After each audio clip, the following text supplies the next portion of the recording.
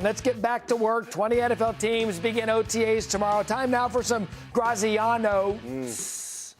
Didn't get that the emphasis on the right syllable. You're good. What can you tell us about the Browns quarterback competition? It looks like Todd Monken, the new head coach, is splitting up the offseason reps between Shedeur Sanders and Deshaun Watson. Yes, Deshaun Watson is still there. He's entering the 5th and final year of the 5-year, fully guaranteed $230 million contract they gave him as a condition of the trade that brought him there from Houston. He has played a grand total of 19 games over the first 4 years, but he's healthy and apparently a candidate to win the starting quarterback job in Cleveland. I love this topic because we think that maybe even Mike T looks skeptical. Do you think he can be Silly successful? me. I'm just looking at the facts. Okay, first of all, Deshaun Watson was a great quarterback in 2020 at 33 touchdowns and 7 interceptions. That was 6 years ago. Dan mentioned he's played 19 games. He didn't tear his Achilles tendon once, which is a catastrophic injury for quarterbacks. He did it twice. He played 7 games 2 years ago. If the 4 of us were running the Cleveland Browns and we had to feed our family based on the reasonable likelihood of good quarterback play, that is not the fact pattern we would be basing it on. No, but if we were trying to feed our family, we probably also wouldn't have signed that contract and made a trade that we did. Why not go with Shedeur Sanders, where he showed some flashes as a rookie? He has high upside. If I was running the Browns, why not go because with you paid him the money. Right, but that's a sunk cost, and that's ancient history. Yeah. So then if that's the case, why didn't you cut him or waive him and let him go sign somewhere and try and be a backup and do that? Like, listen, Deshaun Watson, for all that we talk about Deshaun Watson, what he hadn't been, what he was pretty special. Yep. 3-time Pro Bowler. He at one point people were making the argument, would he be better on Kansas City than Patrick Mahomes? I know that's laughable now, but the kid is only 30 years old. You can't tell me that somebody's career in football life is over at 30 when we talk about quarterbacks playing to 40. Yes, he's had 2 ACLs, but so did Thomas Davis, and he was a linebacker. I don't need him to be running around. I need him to be able to throw the ball from the pocket, and we know he has tremendous arm talent. We know traditionally he was a winner. I think maybe just under Stefanski, that was the wrong system for him, and the injuries played a big role. We understood the circumstances in which he got there in.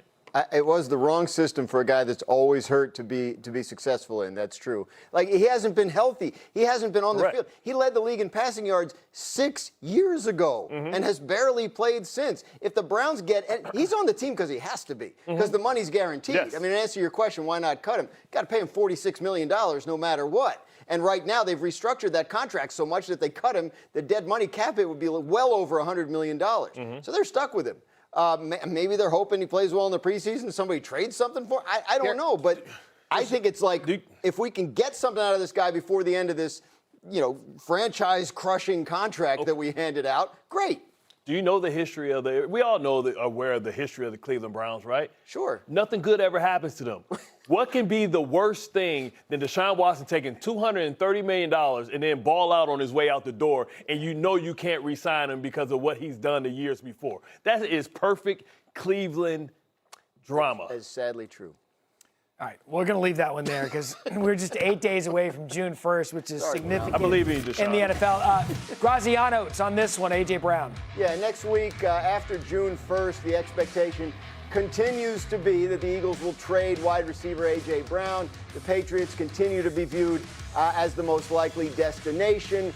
They're waiting till after June 1st because it allows them to spread the dead money out over this year and next year, whereas if they made the trade before June 1st, they couldn't do that. They'd have to take a huge dead money hit this year, probably cut and restructure some contracts that they don't want to do. So I would say that we're sitting here this time next week. We're talking about being on the verge of an A.J. Brown trade, likely to the New England Patriots. All right, so we're going to keep it quarterback because is this going to be addition by subtraction for Jalen Hurts this season? I believe so, and I think the last example we saw of that is when the Bills moved on for Stephon Diggs. I think, this is telling Jalen Hurts, this is your team, but you better show that you can produce. And this is a great opportunity also for Devontae Smith to prove that he's a number 1 receiver.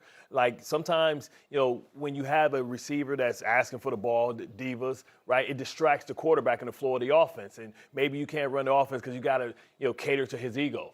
When you have a team of good players, not great players, the ball goes where the defense dictates. So now it makes it harder to defend when there's no definite number 1, but we think Devontae Smith can be that number 1. There was the timing of that article that came out earlier this offseason on ESPN.com about Jalen Hurts specifically, especially with the A.J. Brown stuff going on. So you're a front office, you're the GM, you get rid of the very talented receiver, you put it on the quarterback's shoulders. Is it all or nothing for Hurts coming into the season? I don't know if it's all or nothing, but it's a really high bar in Philadelphia. We saw him replace Carson Wentz. They have a player behind him in Tanner McKee that they like. And I'm not suggesting that Tanner McKee's going to replace Jalen Hurts, but the concern I have is the size of the Philadelphia receivers. We have a graphic here. If you think about the receiver position, guys, as a basketball team, A.J. Brown's your power forward at 226 pounds. Now, look, Devontae Smith could be a number one, but look at the weight difference between the next biggest receiver. Last year, Jalen Hurts averaged 10 attempts per game throwing between the numbers. That was 28th in the league, thanks to Rias. So the question is going to be is who's going to take care of some of this heavy lifting for Philadelphia? Are they going to try to get the ball more between the numbers with new offensive coordinator Sean Mannion? So there are a number of questions.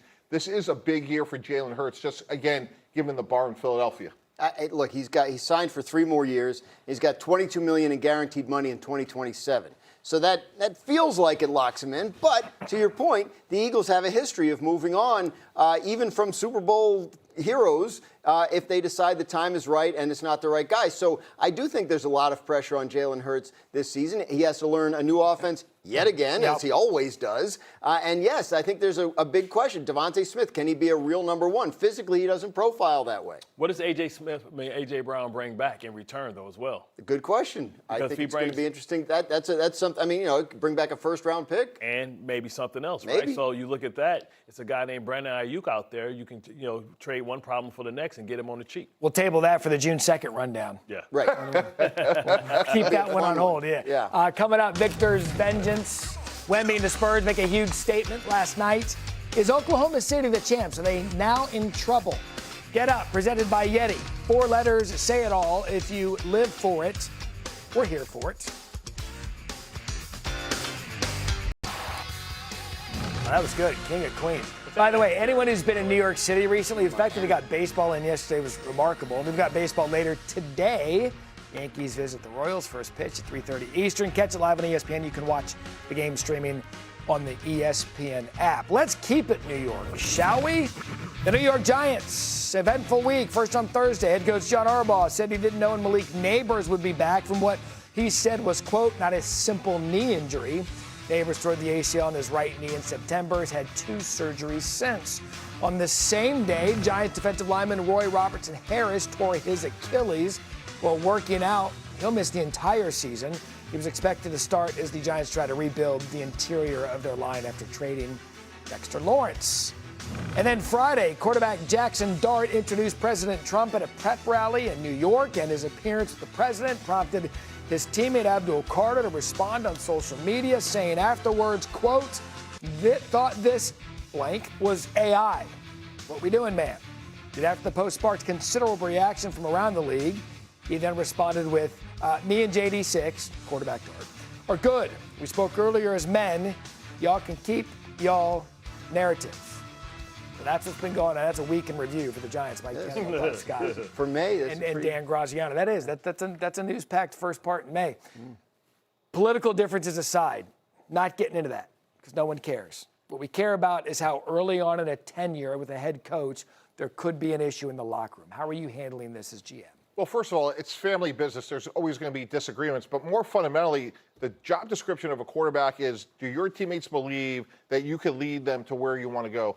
And if I'm Jackson Dart, the most disturbing number from last year is he was hit 148 times in 12 games as a starter. That is simply not sustainable. So you have to earn the trust of your teammates. It starts in the offseason, but at the end of the day, they have to believe, can this guy take us to